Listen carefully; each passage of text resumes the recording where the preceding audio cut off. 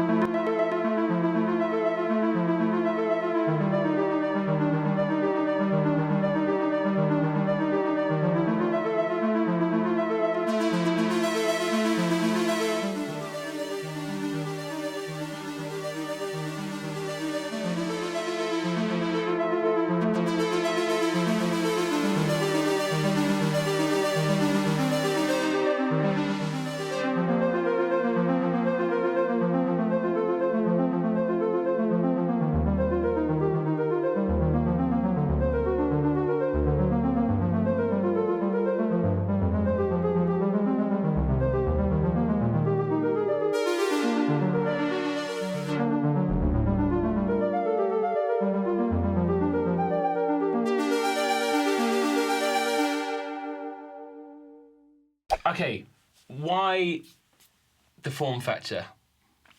So 37 key, obviously, it's a difficult thing when you have more polyphony. The sort of synthesizers we'd done before were lesser voice count. We had a 4-voice and a monophonic synthesizer, so the necessity for like a lot of keys isn't really there, whereas Argon's 8-voice. So we've got 8-note polyphony on this. It really calls for a little bit more space, more keys. Mm-hmm. So we've come up with the 61 here and the M, which we're not going to plug in today, but you can have a little look at it here. It's beautiful. We'll spin it around in a bit and show you what's going on there. Very neat, and it suits it. I think the form factor almost suits these aesthetically to me more than the original. I'm going to say it. And it feels really nice, the keyboard. What's the keyboard? Is it a Fatar one? Or? It's a Fatar, yeah. Yeah, so Fatars? Semi-weighted. What do you say in the trade? Fatar. Fatar, okay. I've never been corrected. I'm down with Fatar. Yeah. I'm down with Fatar. Okay, Jackson, there's a few new things under the hood of this, right? Yes. So we had a few requests when we first released Argon, and we've implemented a few things already, which are going to be coming in the next update, 1.2. At the moment, we had we had an arpeggiator which would just add notes if it was sustained. We've implemented a latch function, which I can show you now. If we just hold on to this, we'll pop into sustain latch. Now you can clear the chords, so you can press, let go, it'll hold, and it'll clear every time you enter a new chord.